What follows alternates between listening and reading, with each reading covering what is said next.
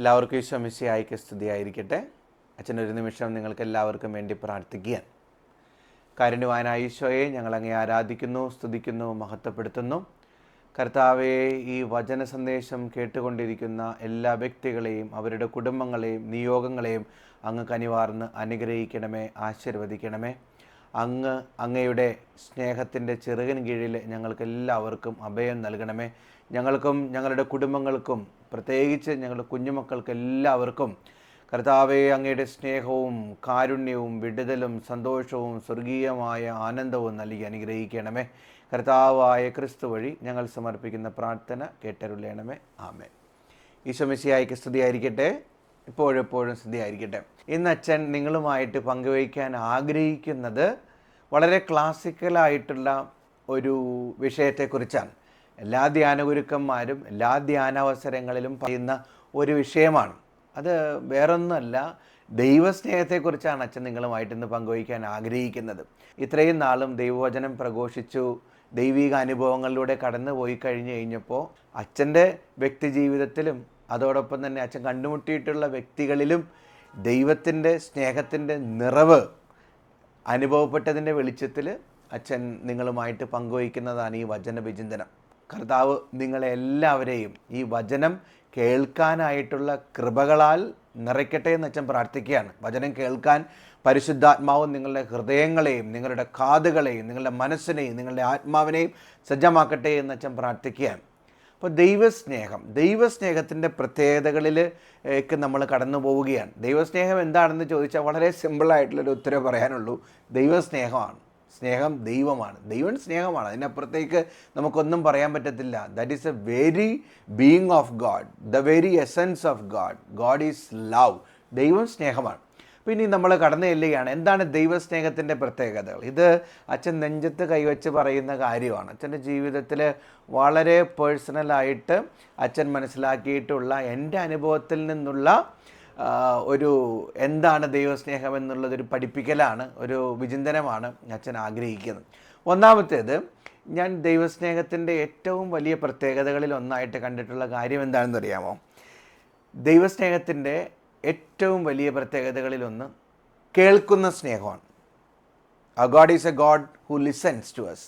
ദൈവം നമ്മളെ കേൾക്കും. നമ്മൾ എന്തു പറഞ്ഞാലും കർത്താവ് നമ്മളെ കേൾക്കും. ഇന്നത്തെ കാലഘട്ടത്തിലുണ്ടല്ലോ, കേൾക്കാൻ ആളുകൾ കുറവാണ്.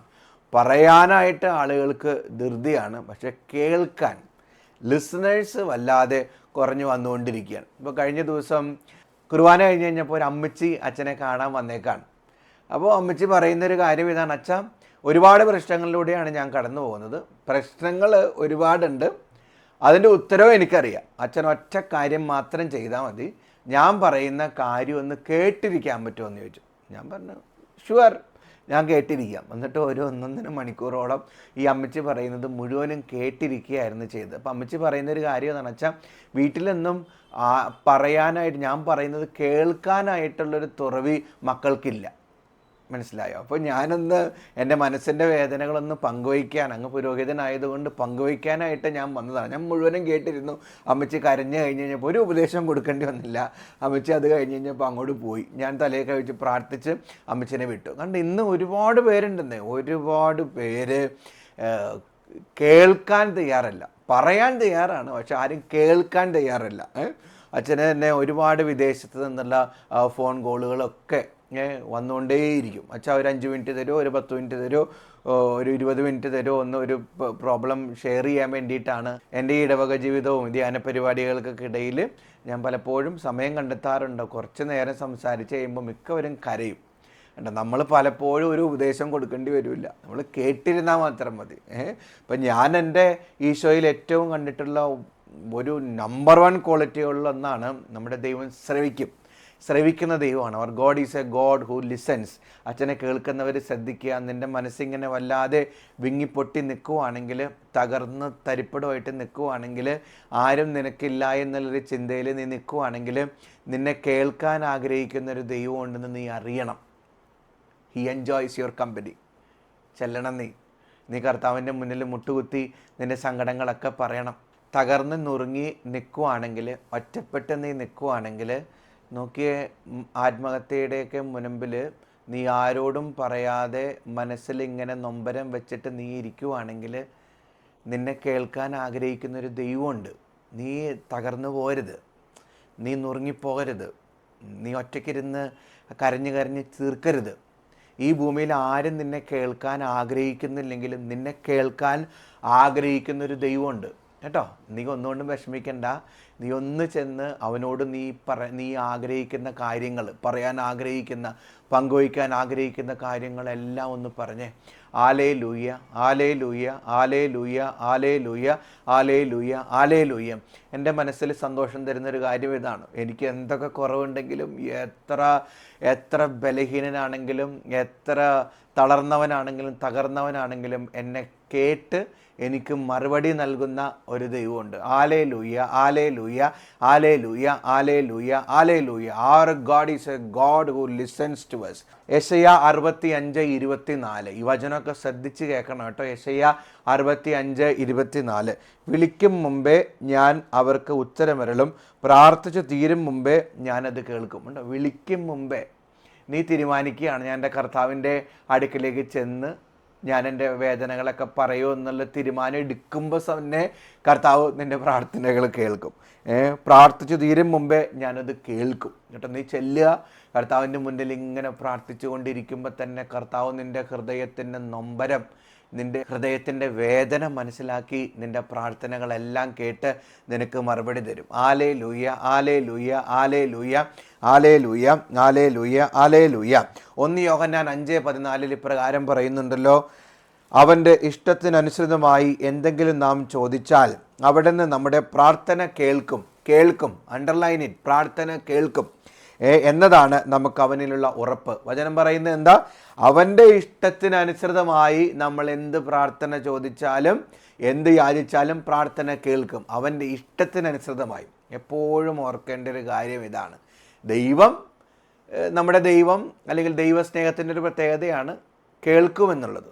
God is a God who listens. മറ്റൊരു കാര്യമുണ്ട്, അവിടുത്തെ ഇഷ്ടത്തിനനുസൃതമായി നമുക്ക് ചോദിക്കാനായിട്ട് കഴിയണം. പ്രാർത്ഥനയെന്ന് പറയുന്നൊരിടം എപ്പോഴും നമ്മൾ ചിന്തിക്കാറുണ്ടല്ലോ. അച്ഛൻ പലപ്പോഴായിട്ട് പറഞ്ഞിട്ടുണ്ട്, പ്രാർത്ഥനയെന്ന് പറയുന്നൊരിടം എൻ്റെ ഇഷ്ടങ്ങൾ അടിച്ചേൽപ്പിക്കേണ്ട ഒരിടമല്ല, മറിച്ച് that is a place where we need to find the will of God. ദൈവത്തിൻ്റെ ഇഷ്ടം, ദൈവത്തിൻ്റെ ആഗ്രഹം, ദൈവത്തിന് നമ്മളെക്കുറിച്ചുള്ളൊരു പദ്ധതി അന്വേഷിക്കേണ്ട ഒരിടമാണ് പ്രാർത്ഥന എന്ന് പറയുന്നത്. അവിടെ ചെന്നിട്ട് കർത്താവെ എനിക്ക് ഇന്ന കോഴ്സ് എടുക്കാൻ താല്പര്യമുണ്ട്, കർത്താവെ എനിക്ക് വിവാഹ ജീവിതത്തിലേക്ക് പ്രവേശിക്കാൻ, എനിക്ക് പൗരോഹിത്യ ജീവിതത്തിലേക്ക് പ്രവേശിക്കാൻ, എനിക്ക് സന്യസ്ത ജീവിതത്തിലേക്ക് പ്രവേശിക്കാൻ, എനിക്ക് ഇന്ന ബിസിനസ് ചെയ്യാനൊക്കെ ആഗ്രഹമുണ്ട്, കർത്താവെ അങ്ങയുടെ ഇഷ്ടമാണ് ഇതെങ്കിൽ അങ്ങ് നിവർത്തിതമാക്കി തരണേ. കണ്ടോ, നമ്മുടെ ഇഷ്ടമല്ല, കർത്താവിൻ്റെ ഇഷ്ടമനുസരിച്ച് നമ്മൾ എന്ത് പറഞ്ഞാലും കർത്താവ് അത് കേൾക്കും, കർത്താവ് നമുക്ക് മറുപടി തരും. Hallelujah, hallelujah, hallelujah, hallelujah. കർത്താവിനോട് പ്രാർത്ഥിക്കാനും ചോദിക്കാനും നീ ആമാന്തിക്കരുത്. മത്തായി 7:7. ചോദിക്കുവിൻ നിങ്ങൾക്ക് ലഭിക്കും, അന്വേഷിപ്പിൻ നിങ്ങൾ കണ്ടെത്തും, മുട്ടുവിൻ നിങ്ങൾക്കായി തുറന്നു കിട്ടും. ചോദിക്കണം, അന്വേഷിക്കണം, മുട്ടണം. ആമാന്തിക്കരുത്. കാരണം കർത്താവ് നീ ഒന്ന് ചോദിക്കാൻ, നീ ഒന്ന് അന്വേഷിക്കാൻ, നീ വന്ന് കർത്താവിൻ്റെ ഹൃദയത്തിൻ്റെ വാതിലിൽ നിന്ന് മുട്ടാൻ വേണ്ടിയിട്ട് കാത്തിരിക്കുകയാണ്. എഴുന്നേറ്റ് നമ്മളെല്ലാവരും പോകണം. നമ്മുടെ ജീവിതത്തിലെ ഏറ്റവും വലിയ ഉറപ്പും ധൈര്യവും എന്തായിരിക്കണം എന്നറിയാമോ? എന്നെ കേൾക്കുന്ന ഒരു ദൈവമുണ്ട്. ഈ ഭൂമി മുഴുവൻ എനിക്ക് എതിരെ നിൽക്കുവാണെങ്കിലും എന്നെ കേൾക്കാനും എന്നെ മാറോട് ചേർക്കാനും ആഗ്രഹിക്കുന്ന ഒരു ദൈവം ഉണ്ടെന്നുള്ള ഉറപ്പായിരിക്കണം. Hallelujah, hallelujah, hallelujah, hallelujah, hallelujah. യേശുവേ നന്ദി, നന്ദി, ആരാധന, ആരാധന, മഹത്വം, മഹത്വം, മഹത്വം, മഹത്വം, മഹത്വം. സങ്കീർത്തനം 65:2. പ്രാർത്ഥന ശ്രവിക്കുന്നവനെ മർത്യരെല്ലാം പാപഭാരവുമായി അങ്ങയുടെ സന്നിധിയിൽ വരുന്നു. കണ്ടോ, പ്രാർത്ഥന ശ്രവിക്കുന്നവനെ, അണ്ടർലൈനിൽ, പ്രാർത്ഥന ശ്രവിക്കുന്നവനെ. കണ്ടോ, നമ്മുടെ കർത്താവ് പ്രാർത്ഥന ശ്രവിക്കുന്നവനാണ്.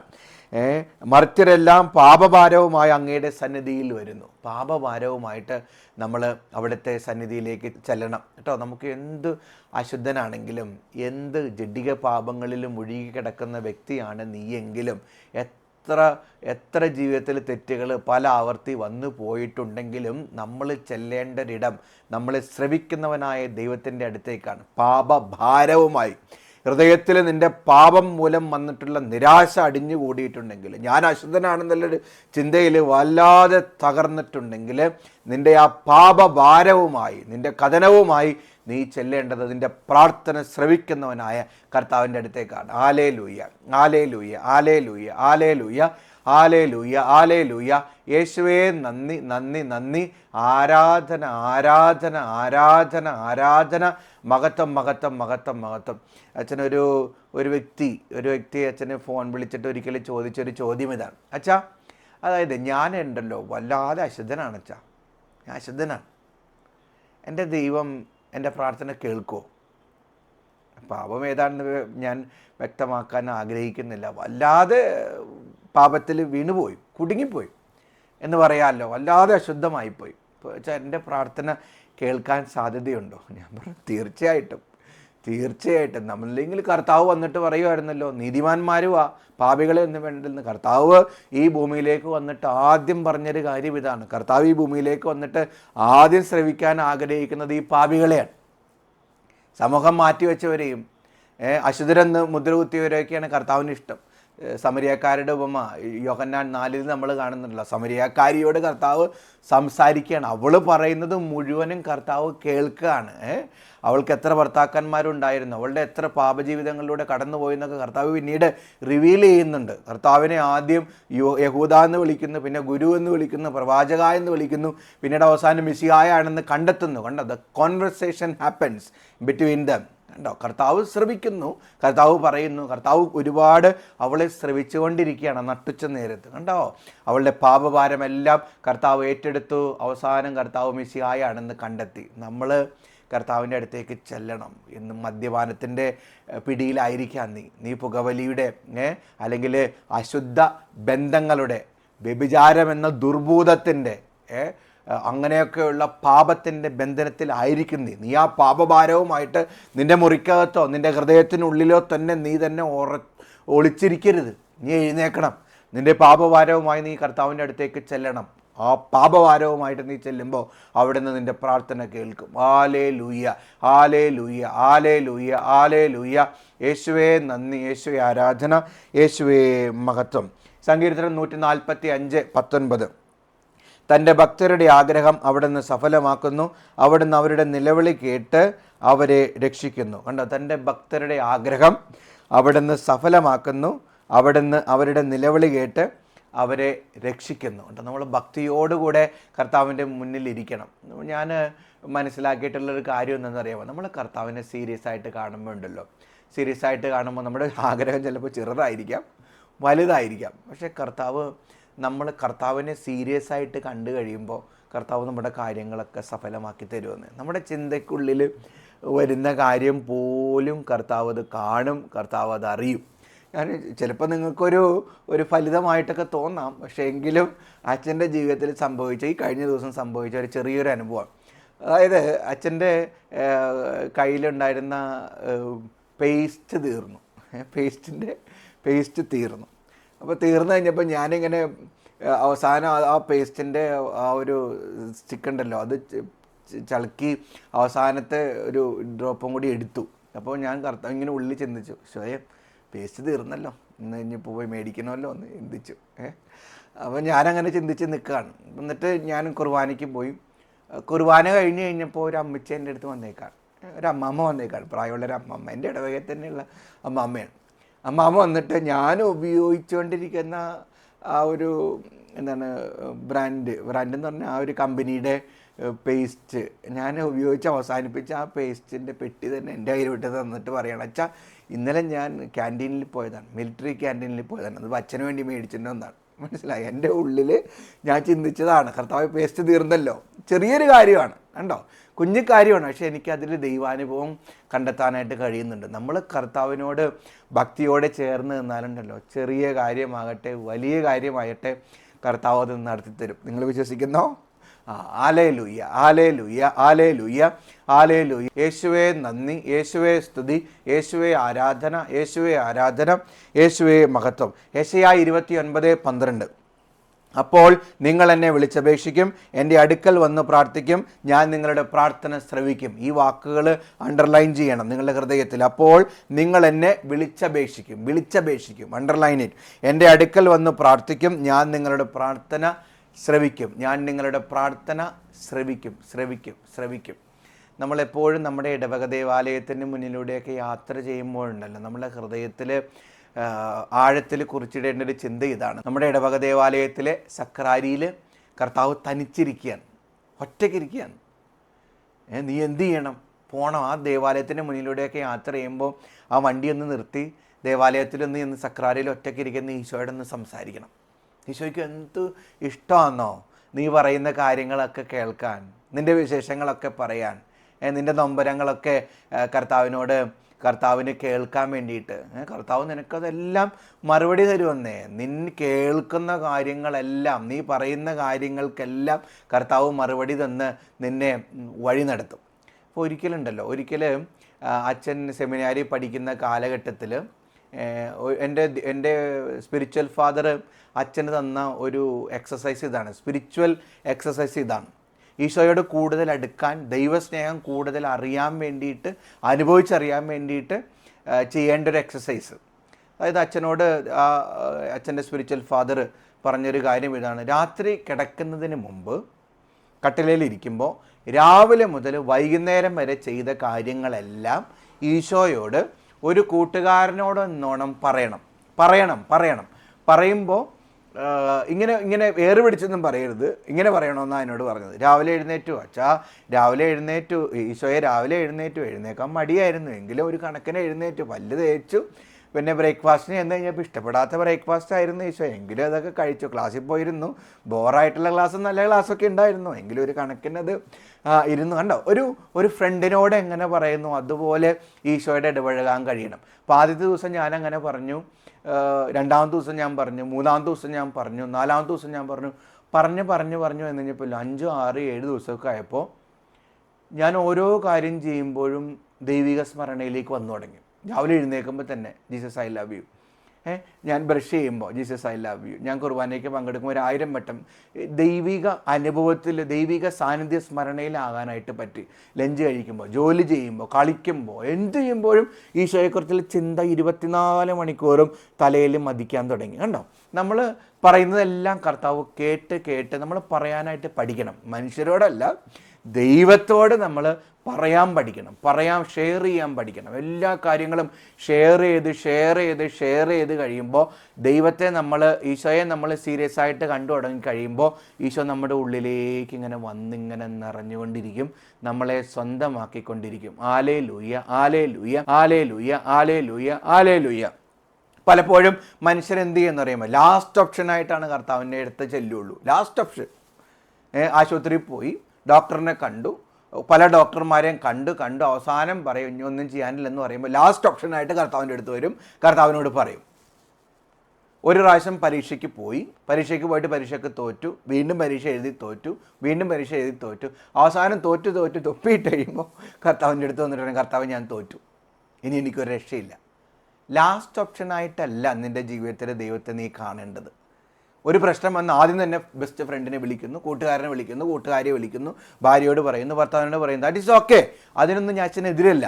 പക്ഷെ ആദ്യം നിൻ്റെ പ്രശ്നങ്ങൾ നീ ഓപ്പണപ്പ് ചെയ്യേണ്ടത്, തുറന്നു പറയേണ്ടത് ഈശോയോടാണ്. ഈശോയെ, തെറ്റ് പറ്റിയിട്ടോ, പാളിപ്പോയിട്ടോ, തകർന്നു പോയിട്ടോ, കണ്ടോ, ആദ്യം അതാണ് ഫസ്റ്റ് കമാൻഡ്മെൻറ്റ്. നിൻ്റെ ദൈവമായ കർത്താവ് ഞാനാകുന്നു, ഞാനല്ലാതെ മറ്റൊരു ദൈവം നിനക്ക് ഉണ്ടാകരുത്. കണ്ടോ, കർത്താവിന് ആദ്യം പ്രിഫറൻസ് കൊടുത്ത് കർത്താവിനോട് പറയുക.